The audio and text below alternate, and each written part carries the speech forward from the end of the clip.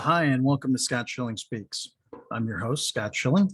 We're going to do something a little different today because in a conversation with a good friend this morning, we were discussing a project, and it was very interesting because the project is so good and accomplishing so much good for so many people. We were wondering why more people weren't taking advantage of it. So it brought up a thought in my mind to really go through and look back at some of the work of Zig Ziglar and some of the greats as to what they say or what they say about when people don't buy, the five main reasons why people don't buy in Zig's case. And so it just kind of keyed in my mind again what a valuable lesson this is. And so I thought, what the heck? What a great opportunity to bring it to Scott Schilling Speaks today. And hopefully this, helps you, opens up some thought process for you. But basically what Zig said back in the day was that there's five reasons why people don't buy it. So in virtually every instance, when somebody doesn't buy, it's one of these five factors. So let's take a look at them and see what everybody thinks about that. The first is no need. They just don't plain need what you have or what you're offering. When I look at that, I go back to one of the things I wrote in one of my earlier books of sell dog food to dogs and cat food to cats, because if you sell cat food to dogs, it just pisses them off. The reality is you're selling the dog something that the cat loves, but the dog doesn't need or want. And so I think that that's one of the biggest things when we're looking at our opportunities for people. I don't think there's any doubt that at any time somebody's offering something that they don't feel excited about, that they're not passionate about, that it's not supplying a need certainly to someone. I guess this takes me back into a time when I was talking about people make sales way too hard. It's really four words: identify problem, provide solution. That's all a sale is. And so if there is no problem, there is no need for a solution, you know. Um, and I think a lot of times people are so enamored with their product offering, what they're doing, why they're doing it. They're very passionate about why somebody should take advantage of it. But the reality is the potential customer is not desiring that whatsoever. Um, so you really got to understand, what problem are you solving for? And is there a solution available for that problem? I think, again, we're not matching the proper solution to the proper need. We love our solution. We're all enamored with our solution. By God, everybody should have what we represent. But the person we're talking to is the wrong person. They don't have the need for that particular item in any way, shape, or form. So that's the first reason that people don't buy. There's no need. I don't have a need for this. I'm handled with everything else I'm working with. The technology that I'm using seems to be working for me. The XYZ that I'm working with is working well. Okay. Doesn't mean they won't buy, just means they won't buy right then. So you just have to take that into consideration. Second one is no hurry. There's no sense of urgency to it. Now, I think this happens a lot because the uh, salesperson tends to, again, always have their tail wagging, always being excited about their product offering, always wanting to share what they have with other people. But they fail to qualify the customer, meaning qualification is nothing more than asking a number of questions and getting a number of responses and pieces of information from the prospect. The reality is, if no hurry becomes the situation more than likely, it's because the salesperson, whoever's presenting, has never asked the question, and this is a tough one, boy. When do you need it? Not hard, is it? Oh, really? That's interesting. We're talking about XYZ. When do you need XYZ?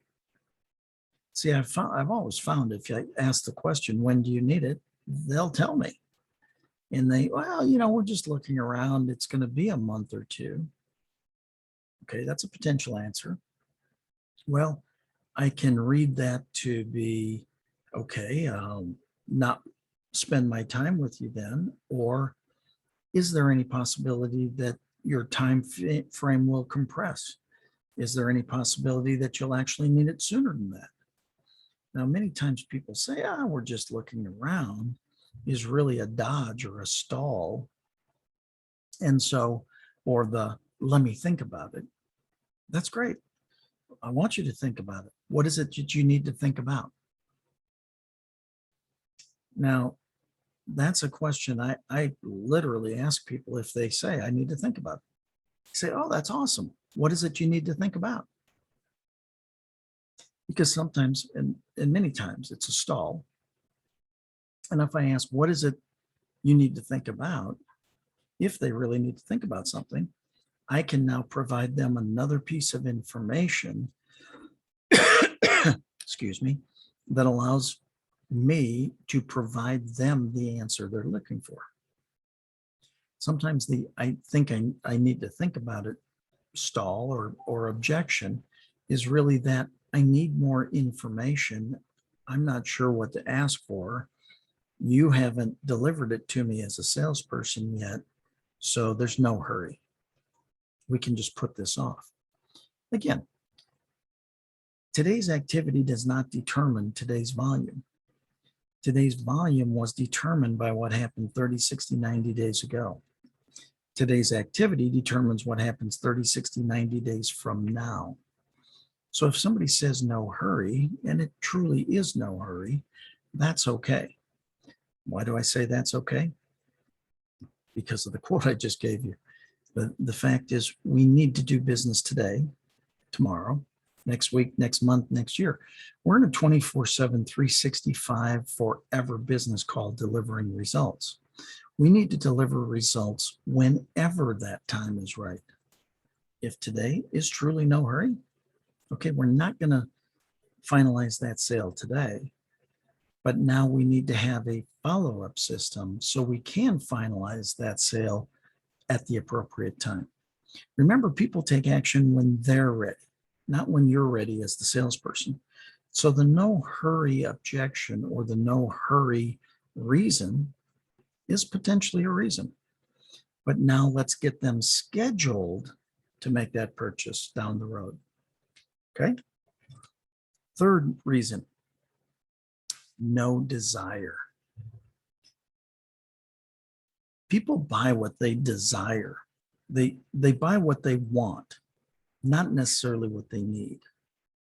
And so if there's no desire, it's no big deal. That's a no desire kind of response. You haven't shown me why I should really want this. Remember, they buy what they want, not what they need necessarily. This goes back forever. When Napoleon Hill was writing Think and Grow Rich, one of the 13 key characteristics of the very successful is that they had a burning desire. There was a desire that was just burning in their belly to accomplish whatever it is that they wanted to accomplish. It's a burning desire, not just a desire. So again, why don't people buy? Well, there's no desire. They just don't want it. It'd be nice. They're indifferent. They're complacent. Now, again, we can go through all sorts of different ways on how to handle that objection. I would say, what would make you want to have this? What would make this the easiest decision you've ever made purchasing anything in the history of ever? There are ways to address the objection. But the question is, if they don't have the desire, if they don't have that burning desire, are you working to rush it? And if you rush it, then you defeat the next one. And that's problematic. So we've had uh, no need, no hurry, no desire. What's the fourth one? The fourth one I think is huge. And it's the one that many people don't focus on. People do business with those they know, like, and trust. They have to trust you to do business with you. They have to trust your organization to do business with you. They have to trust your industry to do business with you. They have to trust your brick and mortar store to do business with you. People don't buy if they don't trust you. So again, when I am training on this aspect of people do business with those they know, like, and trust, assume whether they do or don't is irrelevant. Assume if they don't know you, that they don't like you. And assume if they don't like you, they don't trust you. But they have to trust you. So you've got to build know and like ahead of trust. You've got to be very intentional with trust. Stephen M.R. Covey wrote a great book called The Speed of Trust. That's right. When there's trust, there's sales velocity because they trust you. When there's trust, you'll sell at a higher margin because they trust you. It'll happen faster because they trust you. It'll happen with less conversation because they trust your recommendation. See, trust is imperative in any relationship, quite frankly, but certainly in the selling relationship. So when we talk about trust, how do you know? Okay, so let's just say that we have now worked through them getting to know us, getting to like us, and getting us to trust us. Now, this isn't a lifelong trust yet. This is just a single incident trust, meaning they'll buy from you this time because they trust you, and their purchase now becomes part of the growing trust they will have for you over a lifetime. Get where I'm going here? Okay. We want to build trust over our career, and we never want to compromise trust because it's hard to earn and it's easy to lose. You don't ever want to lose somebody's trust, period. So here are some additional things to trust to work on. Make sure that you never, with a capital never, try to sell them a solution that is not in their best interest.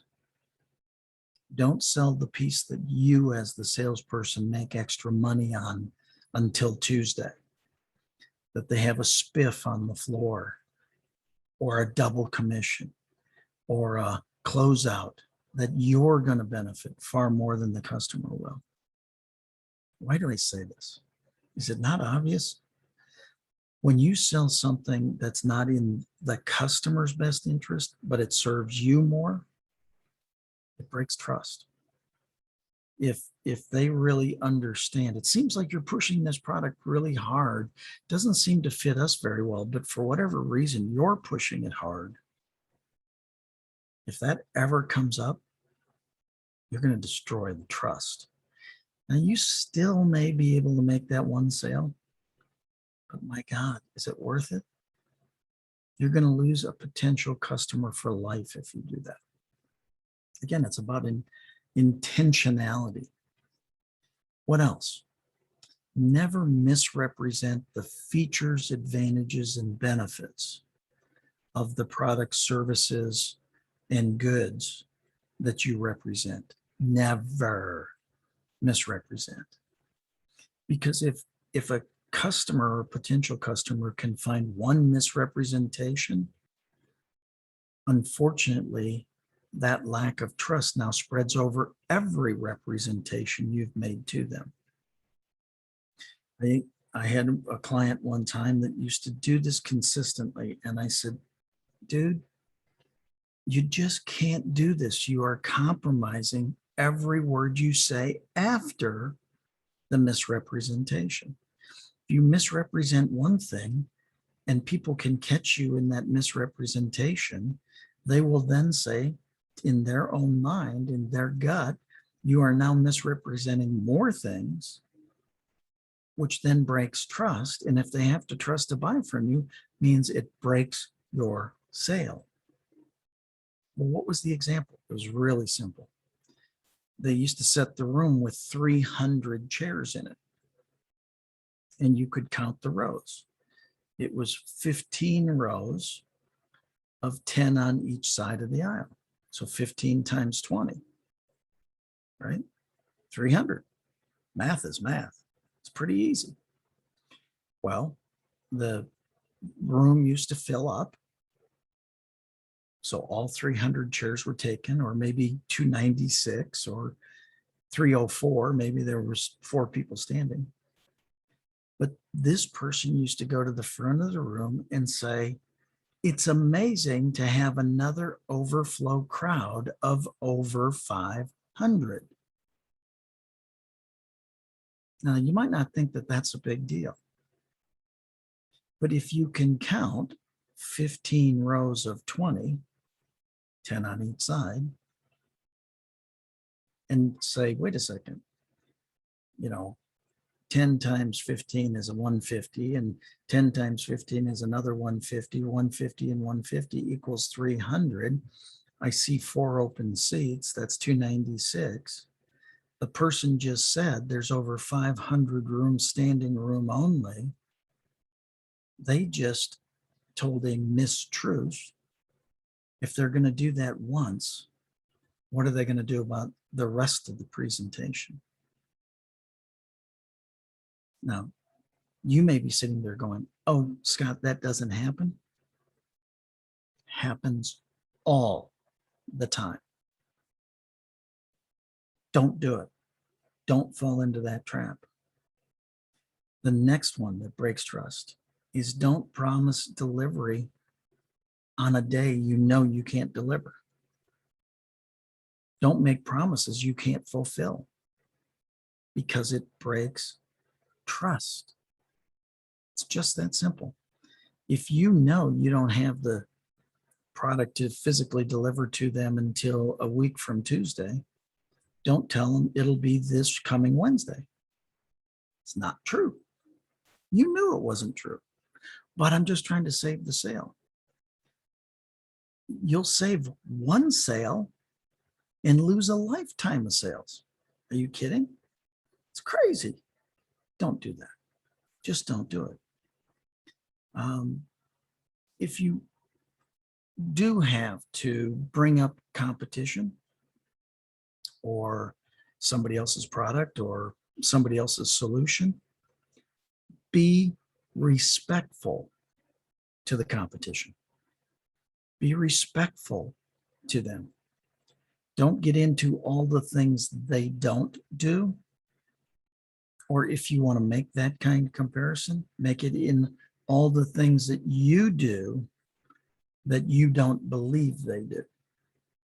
So from my being a student of the industry and from my frame of reference, here are the things we do that I don't believe their product does.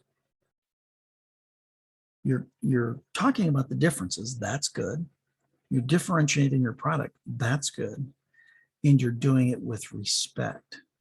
That's good. Because again, think about if somebody talks behind your back, or if somebody talks about somebody else behind their back to you, what do you think they do when you're not there? How you do anything is how you do everything. If you're going to talk behind one person's back, the chances are you're probably going to talk behind another person's back. That's a lack of trust again. That's a trust-breaking issue from that side. And bottom line, if you make promises to take care of things, whatever promises you make, fulfill your promises. Again, it's a trust vehicle. If I say I can deliver next Wednesday, deliver next Wednesday. If you say, I'm going to call you at 3 o'clock on Thursday, call at 3 o'clock on Thursday. If you're stuck in another call and can't make the call at 3 o'clock on Thursday, try some method of communication that indicates I'm either going to be late for the call or we're going to need to reschedule. I'm sorry, I got stuck on a call. Or I'll call you as soon as I'm off this call that I did not anticipate being stuck on. It's called common courtesy. It's maintaining trust. You said to me that you were going to call me at 3 o'clock. I believe you. So when you don't call at 3 o'clock, you become less trustworthy. Again, why don't people buy?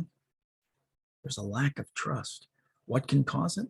I just gave you about 5 different ways of doing it. Are there more than that? Oh, yeah. Trust is very special, tremendously special. Maintain trust, communicate. And what's the 5th reason people don't buy? Well, no money.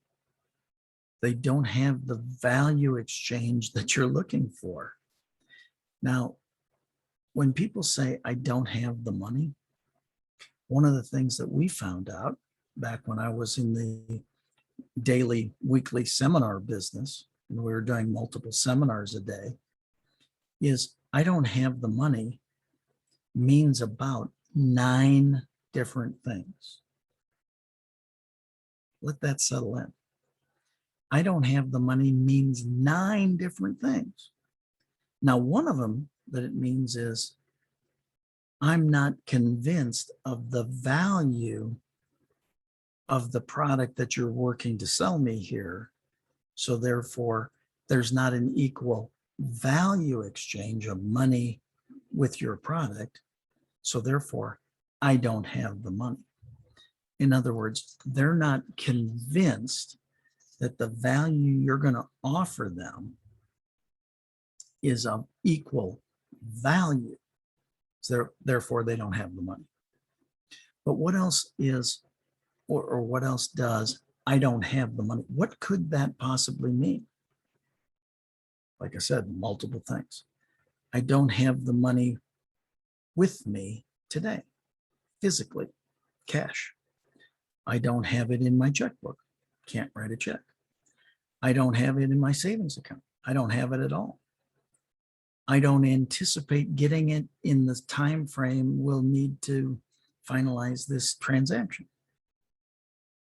I don't have the money in the form that you would like right now. You only take credit cards. I don't have a credit card. It means I don't have the money. Actually, it means I don't have the credit card, but they say I don't have the money.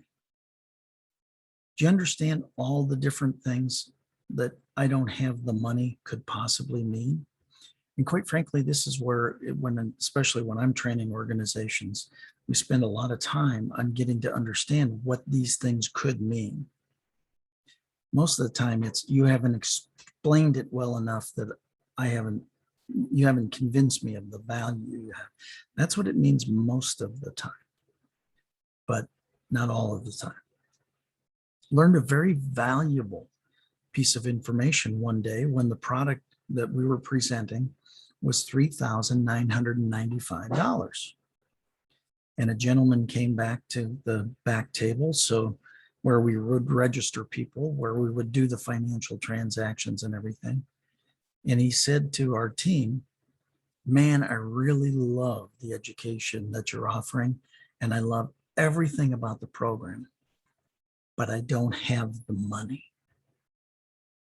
And so instead of fighting that whole situation, I simply said to him, totally appreciate the fact that you love our offer and what we have here today. Help me understand what I don't have the money means. Do you understand? I didn't fight him on it. I simply asked him to explain it.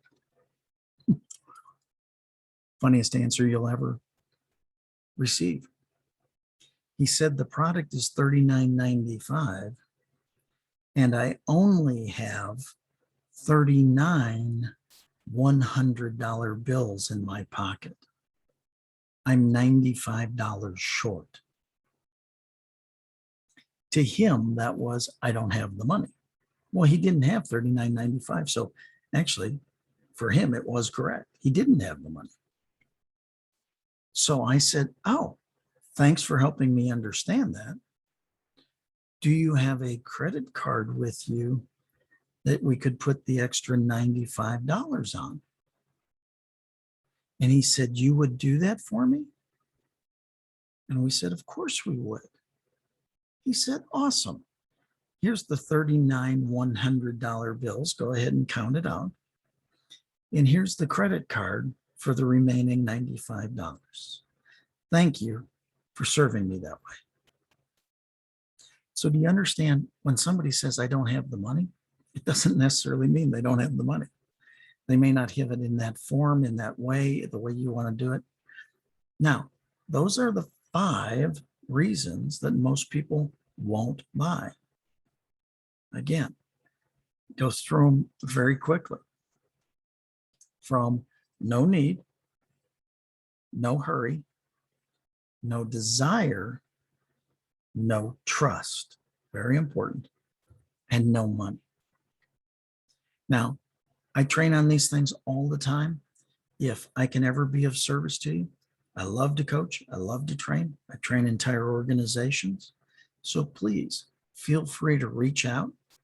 If you have any questions from today's session, reach out to me, scott@scottschilling.com, or come back to Scott Schilling Speaks and review this material over and over again. I hope you find it of value.